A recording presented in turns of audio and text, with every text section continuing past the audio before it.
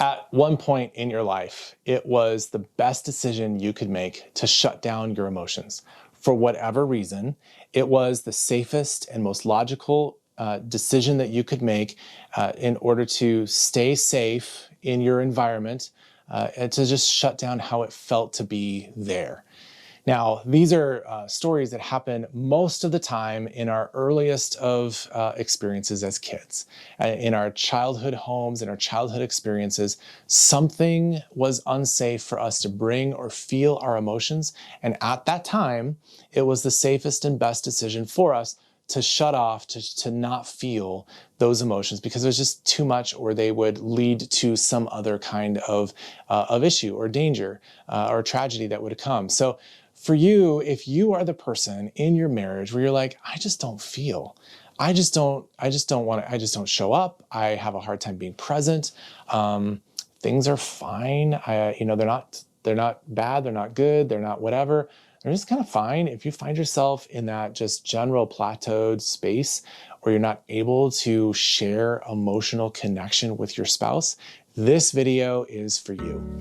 Welcome to the Thrive Marriage Lab. My name is Chris Prino, and I'm a licensed professional counselor. And together with my wife, Beth, and our colleague, Tracy Johnson, we post videos to help you understand the why behind the what.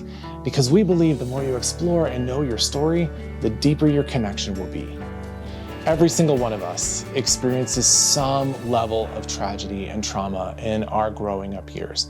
I hear so many times like, oh, my parents were good parents. They did the best they could. I have nothing to complain about. I grew up with the best of families, like all that kind of stuff. The fact is that it might have been good, and I do not want to discount how good it was, and it wasn't ever all that you needed growing up.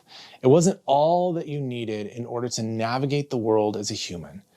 And so when we come to understanding this idea of emotional unavailability, it's important for us to know that there are moments in our past stories, especially when we're growing up as kids, where, as I just said, the best thing for you to do is to shut down those emotions, to not feel them, because to feel them means that you are either too much or too little, that you are going to be unsafe with those emotions. No one's going to hear you. No one's going to care for you. And so it is far better for you to live in a place of unavailability, shut down, than to hope that someone is actually going to come for you or see you or comfort you in the moment. That's a really tough place to be as a child because we all want comfort. We all want someone to know what we're feeling. We all want someone to come alongside of us when something hurts or something is scary or I'm anxious about something or I'm sad about something, I'm angry about something. We need an adult to come alongside of us as kids to be able to process and navigate those emotions. The fact is, we cannot actually navigate all of the tragic things that happen in our lives by ourselves as kids. We need someone else. And so what I want to say here is that we can't hold off all the tragic moments in our lives. They are going to happen. No matter how regimented we can be, however, bubble life we live, we are going to experience some level of tragedy. What transforms it into trauma, however, is that it is in the moment of tragedy, we don't have the kind of kindness, the kind of presence that we need in order to figure that out, navigate that, digest the experience, have some sense of what this is, and it kind of makes sense in our lives, in our bodies, in our brains, in our hearts and emotions. If we don't have that kind of kindness in that moment, that external tragedy transforms into an internal trauma. Now, with emotional unavailability, that internal trauma is training our little brains, child brains, that to experience those emotions is too much or dangerous, and it is better for us to shut down. So if you are that person who's experienced those kinds of things, or right now you're in a marriage where your spouse is saying, hey, you're emotionally unavailable, I think the invitation that I would have for you is to not focus on what's currently happening in your marriage, though that may be a good thing to still think about, but to really think about, hey, what are some of the stories of my life, stories of where I first felt like I needed to shut down, where I needed to become emotionally unavailable just to make it through the day, just to make it through the week, just to make it through the year. And go back to your childhood. Think through what are those moments where that began to happen, where you learned that the pathway of shutting down was the safest and best one for you to take.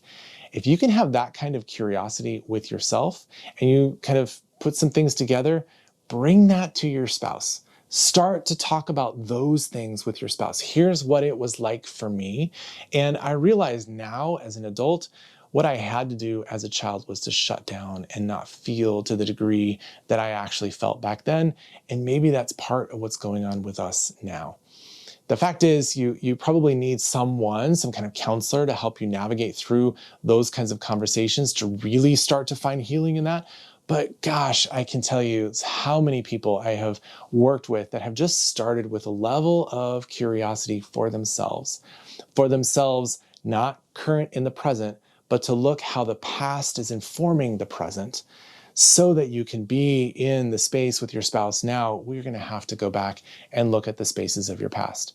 So if you can have that kind of curiosity and then bring some of those stories, to start sharing some of those stories with your spouse, I think that will be a great first step towards maybe shifting, changing, opening up some new possibilities in what it would be like to be present to your spouse, to share with your spouse, to kind of crack open a little bit of that emotion that you have and begin to test out, how is my spouse with my emotion? If I do make it available, what begins to happen? So those would be a couple of things that I would say to you if you are the one who is struggling with being emotionally unavailable. Take those couple of steps and move on to the next video, and we will see you there. But hopefully you'll begin to share some of those stories with your spouse as well, and they will be able to listen to some of those stories that you're sharing with a posture of curiosity rather than the anger of why aren't you emotionally available now? So my hope is to take you to the why behind the what always, and we'll see you in the next video.